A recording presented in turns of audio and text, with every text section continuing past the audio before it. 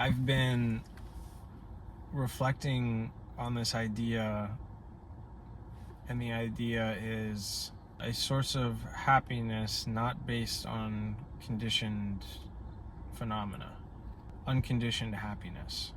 So, what is that? I don't know, but sitting to meditate and sort of circling back on that topic, that thought, unconditioned happiness, gives like a context for my experience that then I can explore. And I was thinking how that sort of connects to desire structures, because the fundamental issue of my experience was that I wasn't happy. Yeah, I just felt this dis-ease in myself that I desperately wanted to get rid of, or I wanted to do something about it.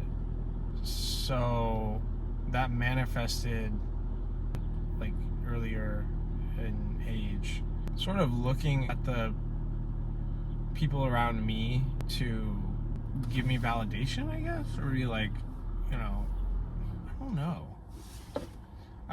What happened was, when I was in 7th grade, I changed my friend group from the kids who I knew from elementary school to the kids I had met at middle school.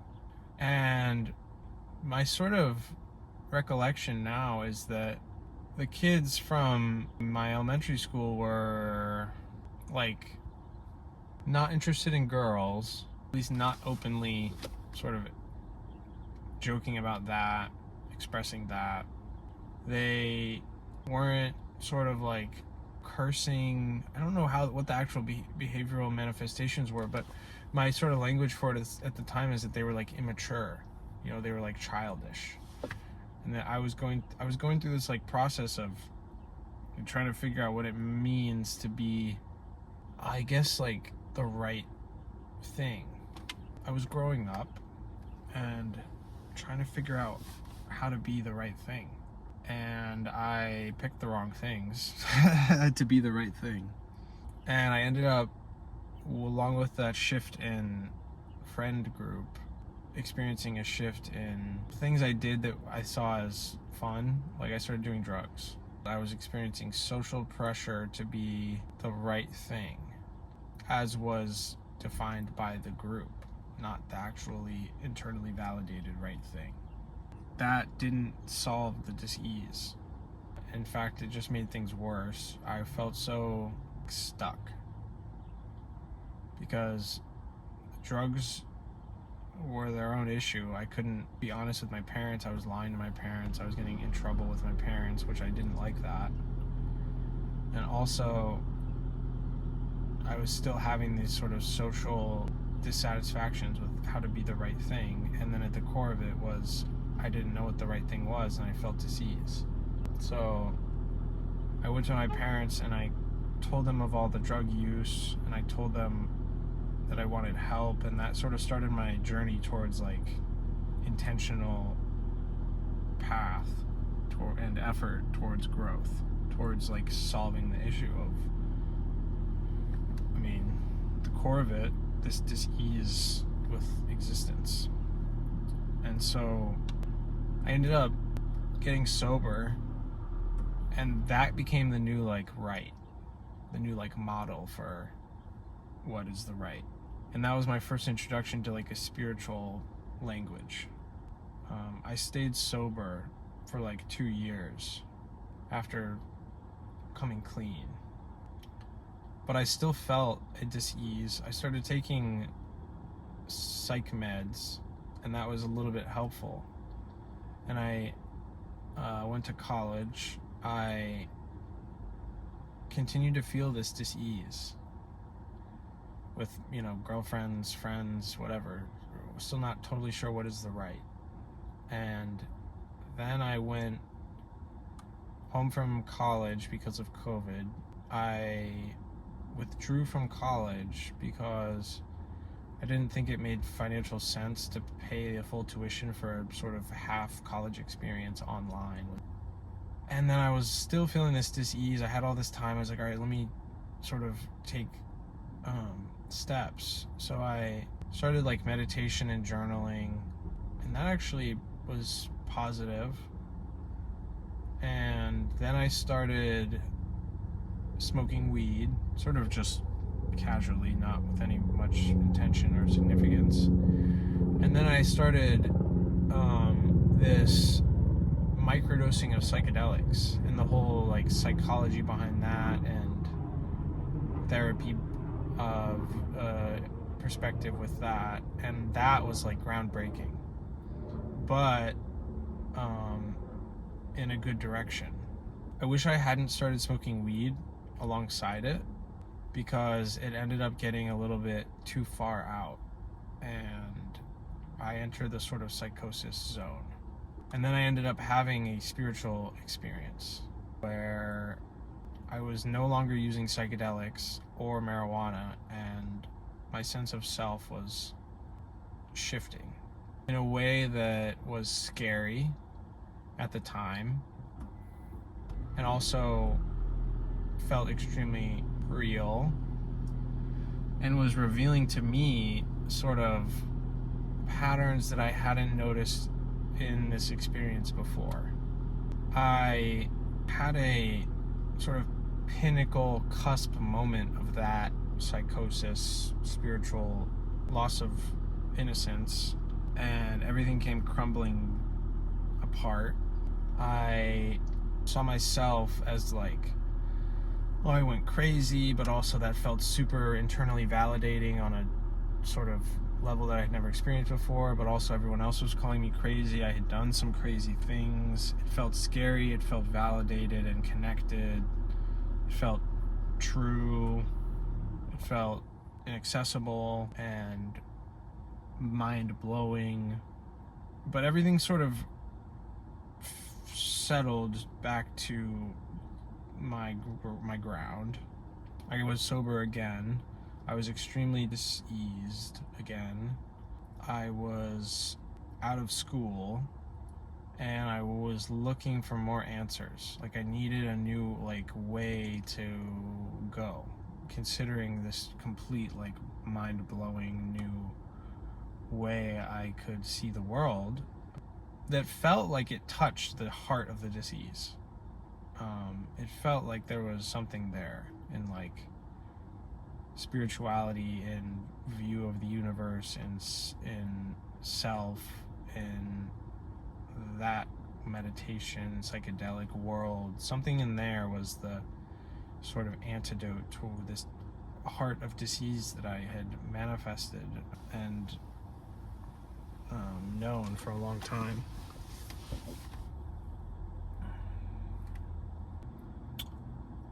That's my story. I continued searching, right? And it sort of, I went to Costa Rica. I took a gap year, air quotes, from college.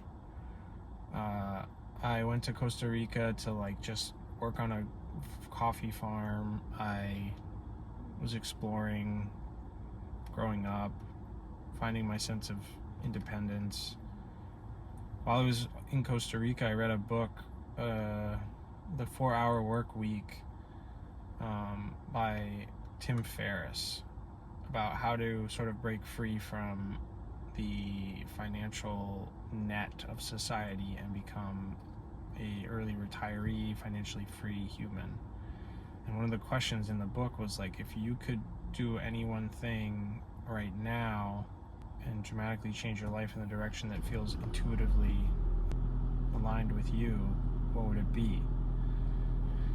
And my answer in that moment was Buddhist monk, become a monk, sort of leave this behind, really, like really face into myself, because whatever I've been doing for such a long time has been just like treading water. Like it felt like that in a very sort of ephemeral sense of the moment.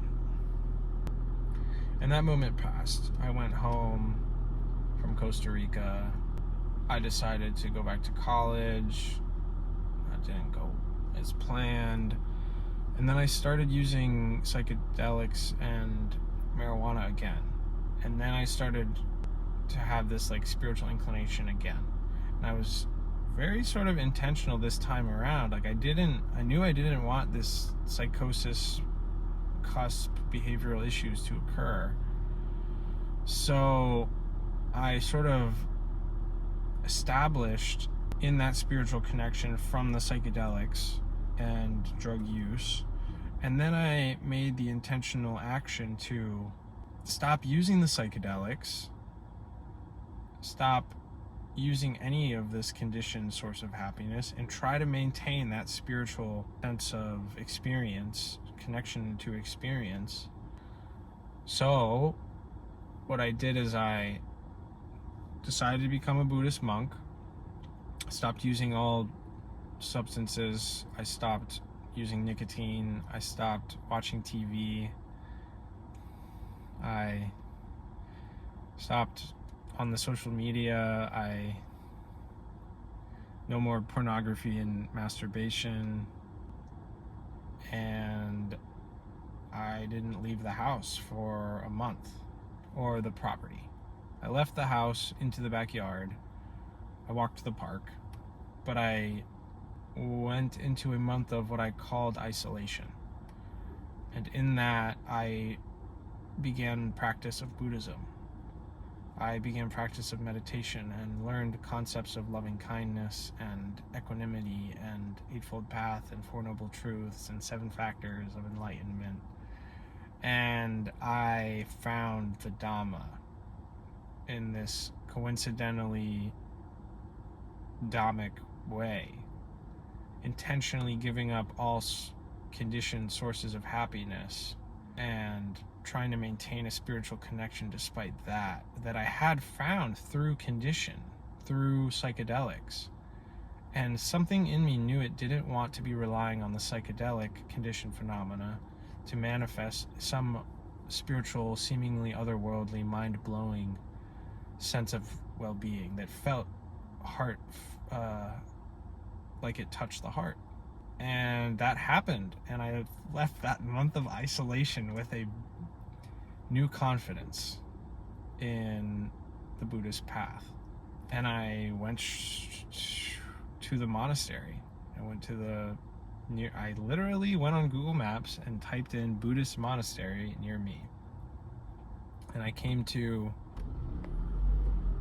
the Vihara in Washington, D.C., where I stayed for a few months. Then I went to Sri Lanka and started my path with Buddhism. But that sort of unconditioned way of happiness was my inspiration and is to this day my inspiration. That happens to be the Buddhist thing. Like that's what they do. They go into the forest and they practice this unconditioned happiness in sort of unhappy conditions. So there's no choice but to find unconditioned happiness when the conditions aren't the things providing the happiness. And this sort of lines up with my path of renunciation, sort of reducing my conditioned footprint, working with my conditions of karma towards a unconditioned happiness. Samadhi, right? So samadhi is another way to phrase this. If this mind is established in samadhi, it's touched a sort of unconditioned happiness, or at least a much more accessible conditioned happiness, one that isn't so dependent on worldly conditions.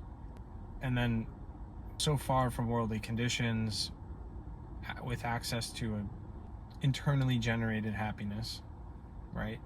Because samadhi is still unconditioned.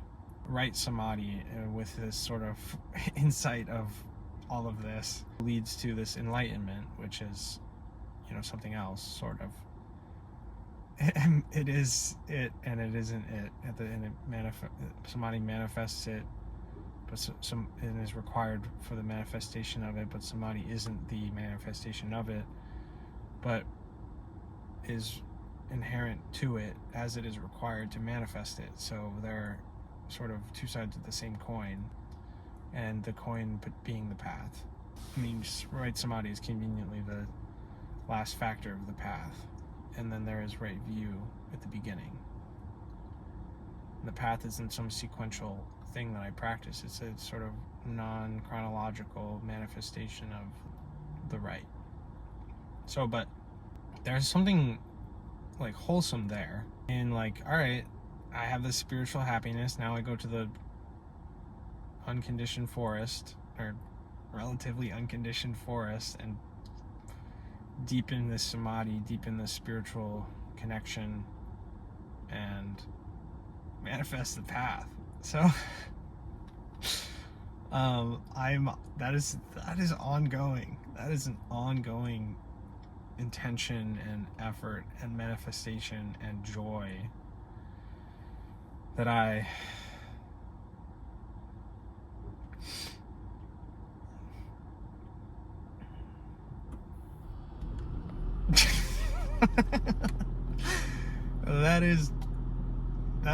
that's what I'm about. That is what I'm about.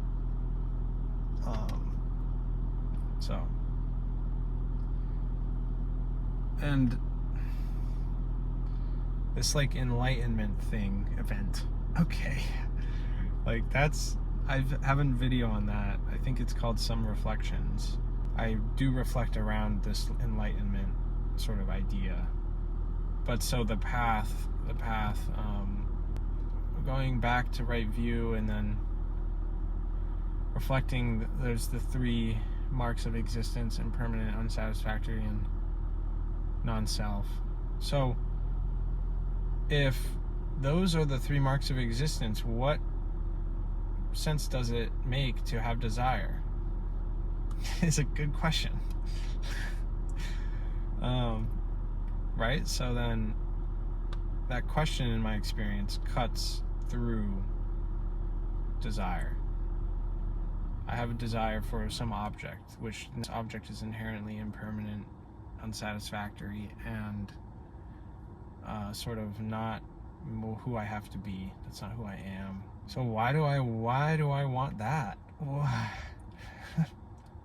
Logically, it's silly for me to put my sense of happiness upon that, because I know that in my heart I want happiness. If I know that this thing is impermanent, unsatisfactory, and non-self, it just doesn't make sense for me to continue wanting it, because I know that won't be a reliable source of happiness, right? So it comes back to that source of happiness. It's just so logically sound, and I think that's like a important part of right view, to really see that, and then to also like manifest that in my everyday moment-to-moment experience, like mindful of my desires in each moment, mindful of my intention. Why am I manifesting right intention? Because I understand right view. Why am I not manifesting greed? Because I understand right view, and that's silly. Why would I do that if it just doesn't actually lead to anything that I know is permanent happiness? I think the Buddha phrases it in the negative. So not greed and not hatred. Certainly not greed. I mean, as desire as a sort of core side of the coin, right? So how are we phrasing desire? It's desire and ill will. Ill will being, I don't want this. Desire being, I want that. When I don't want this, I'm really just wanting something other than what is. Right? So I mean, but like, it's semantics, but it's so like logically sound and actually super relevant, especially for a sort of intellectual Western mind full of thinking, right? If I can be mindful of those mental states, mindful of Dhamma categories, I can sort of create this path based on Dhamma categories and the related mental states and my experience of body and all sense objects. And then, I mean, of course, baked in, it's like this beautiful web, you know, and then there's like Vedana, yes. And then five aggregates maps onto that well too. I feel like I'm creating, I mean, they call it the vehicle, the raft. The raft, the vehicle, is this like web of Dhamma that I create through this experience to swim to the far shore. And there is that lightning bolt of seeing that there is a far shore, right? Like I'm on the raft, and then I'm right for a while. I'm just on the raft, and I'm blind, and I'm just in faith that I have manifested this raft. Believing the Dhamma that there is a far shore, and then the lightning bolt strikes, and suddenly it's known that there's a far shore. There is a far shore. There's one. And suddenly the raft is like that much clearer, right? Because there's light on the raft in that moment of the lightning bolt. And just so much confidence comes, like when I know where I'm going. Like, it's so worthwhile. It's so worthwhile. It's so worthwhile to be manifesting that web of mindfulness and the Eightfold Path and right view of desire and the causes of suffering and causes of non-suffering and enlightenment, and the manifestation of both causes of suffering and non-suffering. Just the whole thing, like,